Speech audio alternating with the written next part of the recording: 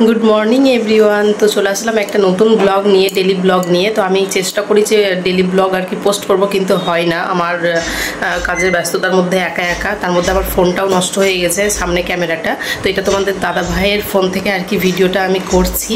তো আজকে হচ্ছে আমার বরের ছুটি, তো সারাদিন কি কি করি সেটাই তোমাদের সাথে আজকে শেয়ার করব। তো চলো এখন আমি বিছানাটা আর কি গুছিয়ে নিই, আর ওইদিকে কুট্টু আমাকে জ্বালাচ্ছে খুব। তো চলো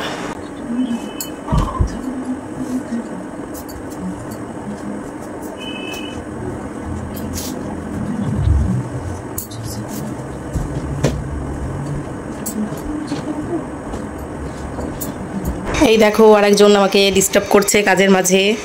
কি হয়েছে?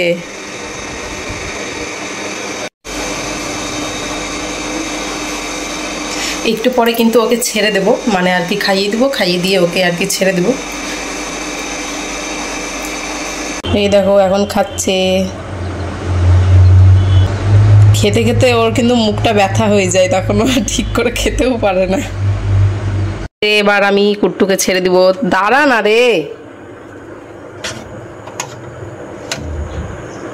দেখবা ওর এটা অভ্যেস। এই যে বিস্কুট নিয়ে নিল, আর এবারও বাইরে এই যে চলে গেল।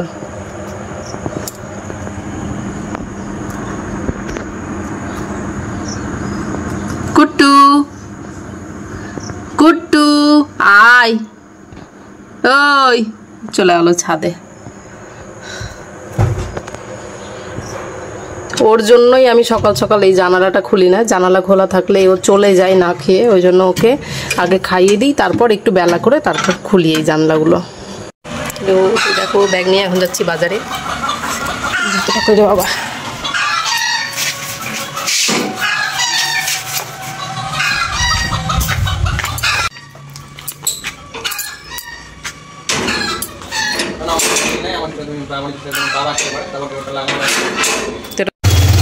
ড্রাইভার ভালো না, ভালো না। আপনি যদি না ব্রেক করতেন তাহলে আসলে অনেক হাসিকে করে থাকতেন। তো প্রথমেই আমরা যাব একটা দাদার দোকানে আর কি পনির নিতে। দাদাকে ফোন করে বলা ছিল সকালে যে রেখে দিতে, তো ওটাই নিতে চলে এসেছি এখন। আর এরপর আমরা এই দেখো বাজারের ভেতরে চলে এসেছি। তো একটা দাদার দোকান থেকে বেশিরভাগ জিনিস নিই, ওর কাছে অনেক কিছুই থাকে, তো সেখানেই যাচ্ছি এখন। যেই দাদাটার দোকান থেকে সমস্ত সবজি আর কি নিচ্ছিলাম, সেখানে গিয়ে তো ভিডিও নিতে ভুলে গিয়েছি। তো আমার বর ওটাই বলছিল যে তুমি তো এরকমই করো সবসময়। হ্যাঁ আমি ভুলেই যাই। তারপরে এই কাকিমার কাছ থেকে হচ্ছে শাক নিয়ে চলে এসেছি এখানে মুদিখানা বাজার করতে। তো আমার সমস্ত মুদিখানা বাজার এই দাদার দোকান থেকেই হয়। তারপর খুব খিদেও পেয়ে গেছিলো বলে নিয়ে নিয়েছি এখান থেকে ঢালপুরি। আর তারপর আমরা দুজনে চলে গিয়েছি মাহিনাগড়ের এই দোকানে, ফার্নিচারের দোকানে। তো একটা জিনিস নিব ভাবছিলাম, তো সেটাই আর কি এখানে দেখতে এসেছি।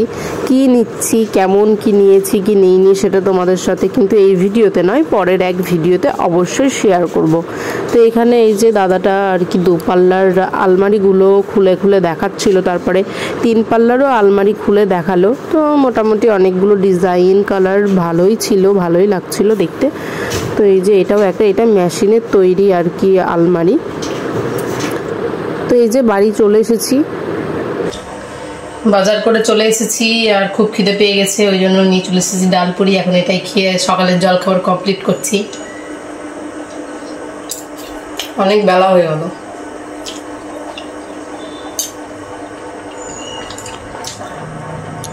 আজকেও কাবলি ছোলা।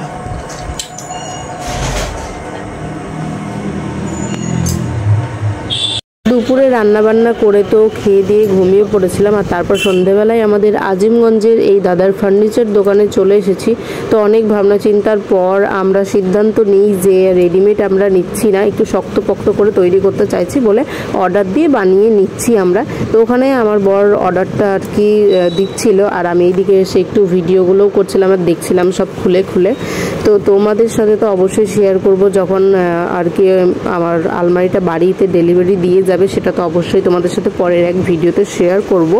তো আমার এই ডেলি ব্লগগুলো কি তোমাদের ভালো লাগছে? যদি ভালো লেগে থাকে তাহলে অবশ্যই আমাকে কমেন্ট করে জানিও, আমি এরপর থেকে ডেলি ব্লগ দেওয়ার চেষ্টা করব। ভিডিওটি কেমন লাগলো অবশ্যই জানিও।